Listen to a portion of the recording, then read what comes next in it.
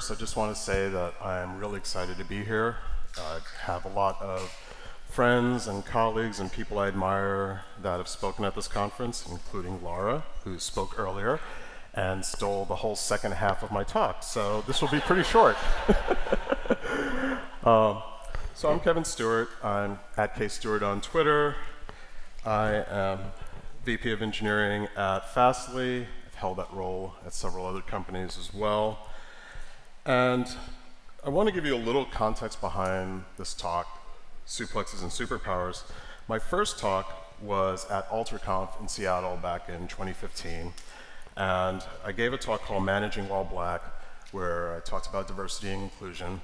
And at the end of the talk, I made an analogy between Marvel's The Avengers and building diverse teams, and talked about how Nick Fury assembled this team of diverse and incredibly powerful people to solve a big problem.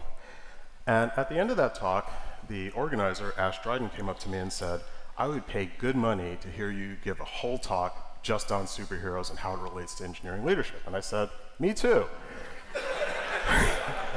And then I proceeded to never give that talk. So when I got asked to do this talk, I thought about that topic and started wondering, what would I talk about with regards to superheroes? How does this relate? And it occurred to me that I was such a comic book geek, that I'd been involved with superheroes since I was a little kid, that it had to have some influence on me. And as I thought about that more, I was like, what else influenced me? And pro wrestling. Ever since I was a little kid, loved watching WWF, didn't have cable, I'd have to go to my aunt's house to watch pay-per-views. It was totally the two things I was into, wrestlers and superheroes. So I started thinking about how did that influence me in my career, if in any way. Now, I'm sure the majority of this audience has read Camille's book, The Manager's Path. If you haven't, please do. If you have read it, read it again. It's really good. You should read it a lot. But when I was coming up in the industry, we didn't have a lot of books like this to tell us, how to be an engineer, or how to grow your career. When I was a kid, I basically just had to grab books about particular companies and founders, and basically it was Bill Gates and Steve Jobs. That's all anyone ever wrote about. So I'd go to the library, get these books, devour them, and almost everything I knew early on in my career came from reading stuff like this. However, I realized that a lot of my understanding about engineers and engineering leadership also came from things that I just picked up intuitively, but that intuition came from the things that influenced me early on. So, for instance, just understanding engineers, besides being an engineer myself, I saw common patterns and traits, like some engineers were pretty quiet, focused on the things that they were interested in, just sort of got the job done, and didn't make a lot of muss or fuss about whatever it was they were doing.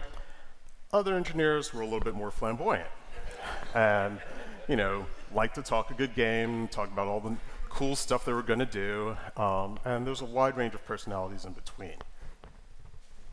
Now, in this talk, I'm going to talk about individual wrestlers, not so much tag teams, even though I found a good story about most tag team wrestling, which is inevitably the incentives are around individual wrestlers. So without fail, the tag team will come up, they'll be successful, maybe they'll win the tag titles, but inevitably one wrestler will turn on the other because they want all the fame, they want all the glory. So in this case, famously, Shawn Michaels kicked his partner that nobody remembers his name, Marty Jannetty, kicked him in the head, threw him through a window, and Shawn Michaels went on to become a Hall of Famer, world champion, and all that sort of stuff.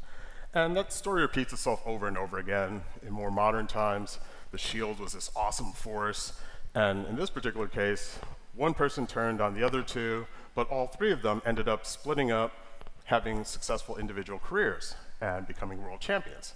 So there's a theme. But when you talk about individual wrestlers and pro wrestling, not sports entertainment, which the WWE tries to push a lot these days, the story always involved chasing a title. Everybody wants to become the champion. And in wrestling, if you look at live events and pay-per-views, there's always a card, and the card's broken up into levels. There's the lower card, the mid card, and the top of the card.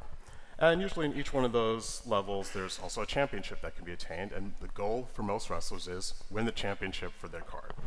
So starting at the lowest level, you'd have something like the cruiserweight title, and that's usually reserved for folks that are around 200 pounds. They're the ones that tend to do a lot of the acrobatic stuff. They're really fast-paced, and their job essentially is to warm up the crowd.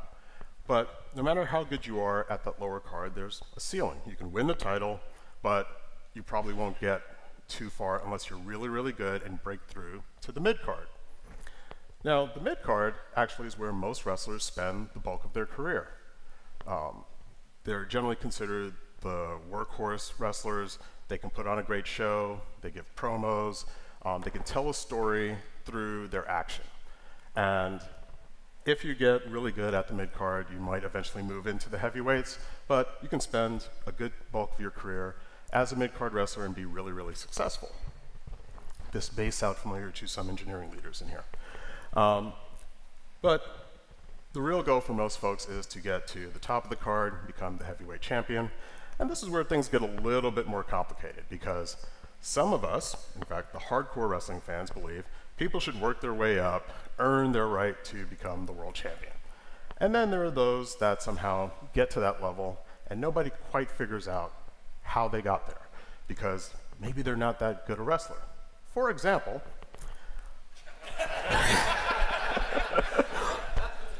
this is one of the most popular wrestlers on the planet. Almost everybody knows who Hulk Hogan is, and he was a longtime world champion for many, many years. But anybody who's watched his stuff knows he's not that great a wrestler. Like, he has a few moves, you know, he could Hulk out and rip his t-shirt, that's great.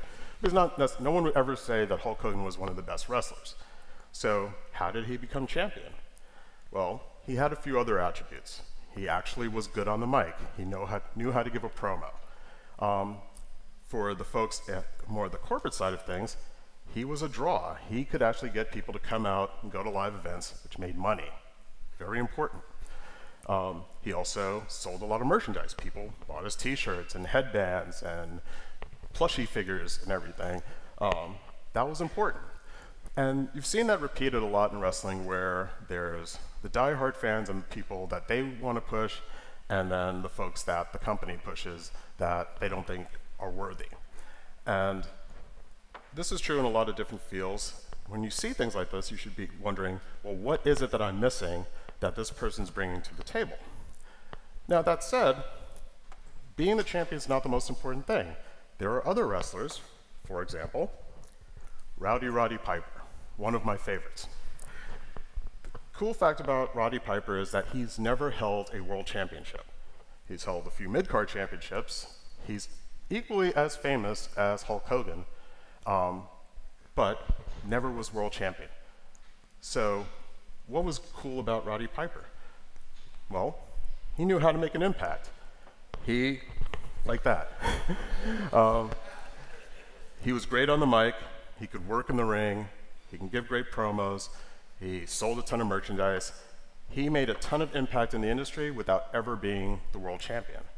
And I think there's a lot that we can take from that, especially with regards to individual engineers, their careers, and how do we grow them, that the focus doesn't always have to be on the title or the highest level of recognition. It's more about what impact can you make as an individual and as part of your team. So there's this wonderful engineer, Amy Chen, who I had the pleasure of hiring at my last company, Heptio. And I thought a lot about that whole idea about impact when I was recruiting her, because she first came to me and said, hey, I'm fresh out of college. I don't have a lot of experience. I'd love to work at Heptio, but I don't think I'm good enough. And I'm like, I've seen your YouTube videos. You're awesome. You should definitely apply. And then when she finally made it through all the interviewing rounds, we were at lunch, and my competition was a large software company in the Pacific Northwest, and they were offering her a position as a developer advocate. And at that moment, I'm trying to figure out, well, how am I going to land here? And I think in that moment, I sort of fall back on a lot of my biases about people working their way up and earning certain positions, and I used that as part of my argument to sway her over and said, look, you already have all of the skills needed to be a great developer advocate. But unfortunately, there are a lot of people who look down on that particular title, and tend to dismiss and say, oh, you're not a real coder, you're not this, you're not that, which isn't true. So why don't you come work with us as a product engineer, build up your body of work, and then go be a developer advocate later, because now you have something to back it up. Somehow that actually worked, but as I was working on this talk, I started thinking, like, was my bias about developer advocates and working up the ladder, really influencing what I was telling her at that time? Was it fair? It probably was, and maybe it wasn't fair, but she still came to work for me anyway, and it worked out, so it's not a big deal. So let's switch to superheroes a little bit. Like I said, I'm a huge superhero fan. Ironman has always been my favorite, because I always wanted to be Tony Stark, rich, good looking, and have a suit of armor. I mean, who wouldn't want that? And I knew that the Avengers movie was coming out after I saw Iron Man, and thought, this is going to be great. I'm going to see Iron Man, I'm going to see all these other superheroes. What I didn't know was that the Avengers would have ended up being a master class in Tuckman's stages of development, which Laura mentioned earlier. Thanks, Laura. So I'm going to walk you through the movie. If you haven't seen it, you should definitely watch it, but I'll give you the synopsis now. And you may notice that the stages of forming, storming, norming, and performing are totally littered throughout this movie. So, Loki, brother of Thor, God, he's the baddie in the movie, comes to Earth and he wants to steal the Tesseract, which is basically a container for one of the Infinity Stones. Don't worry about it, it's a big, powerful, cubey thing that could blow up the planets. They invade S.H.I.E.L.D., take the Tesseract. Fury is like, we're at war. And he goes to the Security Council and says, I need a response team. I got to bring this Avengers initiative together and bring these people together to get the Tesseract back. So sends off one of his agents, Black Widow, to recruit Bruce Banner, the Hulk. Fury himself goes to recruit Steve Rogers, Captain America, and they also send Agent Coulson to go get Iron Man. So bring the team together on the S.H.I.E.L.D. helicarrier. They're discussing the mission, trying to figure out what Loki's plot is, and they detect that he's in Germany, stirring up some stuff, so they send Black Widow and Captain America to go fight him. And of course, at that point, my boy Iron Man shows up, takes care of Loki. Great. Capture the bad guy. They start bringing him back to S.H.I.E.L.D. to then figure out where's the Tesseract. At this point, team's all assembled, but they're not gelling quite yet. Iron Man is very suspicious of Colonel Fury, thinks that, this guy's a spy, he's probably up to something, he's not telling us the whole truth. Thor's a god, and he's like, oh, you humans, you don't even know what you're dealing with. Captain America is like, hey, we're soldiers, we gotta follow orders, and they're having some conflict. At this point, Loki's forces are about to attack them. They know that if they unleash the Hulk, it'll cause chaos, and they'll be able to escape and move forward with their master plan, which of course happens. Hulk smashes, Loki's forces invade, there's a big battle ensuing. Great scene in the movie, by the way. But unfortunately, after the battle ends, Agent Coulson dies. And as Fury's trying to get him to hang on, he's like, no, this has to happen. And everybody's sad when they find out that their favorite agent is dead. So the team reconvenes, and Fury takes out a bunch of trading cards, Captain America trading cards, that he says Agent Coulson had in his pocket, and he talks to the team and says, look, there's this huge idea of why I brought all of you together, and Coulson believed in that, and maybe it's too much, maybe it was an old-fashioned idea, and that really motivated the team to focus on the job at hand, which was, we got to get the Tesseract back and we got to defeat Loki. So off they go. Of course, one other agent happened to be hearing the story, and Agent Hill, she was like, wait a second, those cards weren't in Coulson's pocket, they were in his locker. And Fury just says, they needed the push. So, fast forward, basically, Avengers go to New York, they go do battle with Loki, Hulk comes back, and Hulk does Hulk things, which is, he gets angry, transforms, starts smashing things. In fact, Captain America tells him, Hulk smash, as he should. I love this scene. Where like, yep. Puny god. And then the team finally assembles, they have each other's back, they coordinate, and they defeat Loki and his alien hordes, which at the end of the day is every superhero team story ever made. As you all know, if you add or remove somebody from a team, you have an entirely new team. And this story of Tuckman's stages of development plays out every single time. Sure, we can change a lot of the details, but the underlying characteristics remain the same. I looked at some of the things that I'd done. Again, recently, as I was working on this talk, I was still at Heptio, and I thought about how I go about building teams. And the details change over time, but essentially, I look at what is the problem the company's trying to solve, how is this team going to solve that, and try to bring together the right people to accomplish that goal. And a lot of times, it's not what people would think. So for those of you who don't know, Heptio was a Kubernetes company. It was recently acquired by VMware a few weeks ago. And the founders of the company created Kubernetes. So they had very specific thoughts about what type of company they were creating and a little bit of a bias of the types of people that they wanted to bring, which was essentially almost everybody from Google. And I disagreed with that idea. Like, I don't think we want to just hire a bunch of Google senior engineers. In fact, I think we need to hire a lot of people that have no expertise in Kubernetes whatsoever.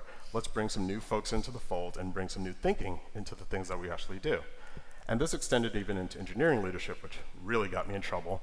I believe our CEO talked about Apollo project versus Manhattan project type engineering leaders. And he was very much in favor of Manhattan project style folks.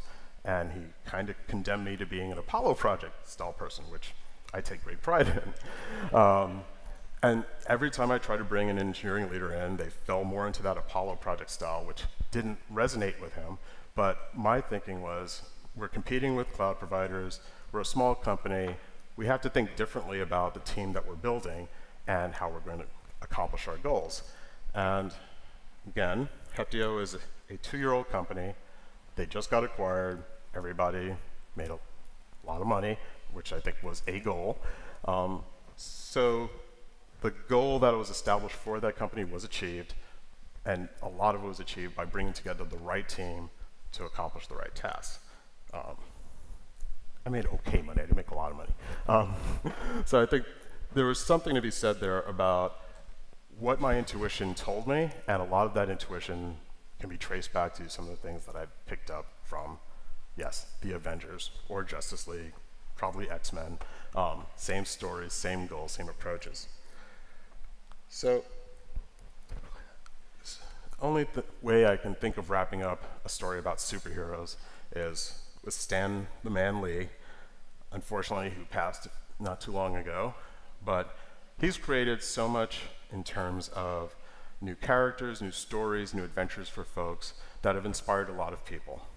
And what I'd like to leave all of you with is we've all picked up a lot of things in tech from books, from conferences such as this, from folks that we admire, but we've also picked up a lot of things that come from non-traditional sources. And there have been influences on our lives that you may not recognize as part of your day-to-day dealing with your peers, with your companies, with other folks in the industry. And I'd like to take the end of the year to be a little bit more introspective about things, and I'd ask all of you, just think about what were some of those earlier influences in your life? How have they actually influenced you in terms of the biases that you might have, the way that you approach dealing with things, the way you approach dealing with people? And I'm not saying it's good or bad, but just think about it. Think whether something that happened earlier in your life or something that you were really engaged in is still affecting you today in your day-to-day life. And much like Stan Lee, the only way that I can think of ending this talk is with Excelsior. Thank you.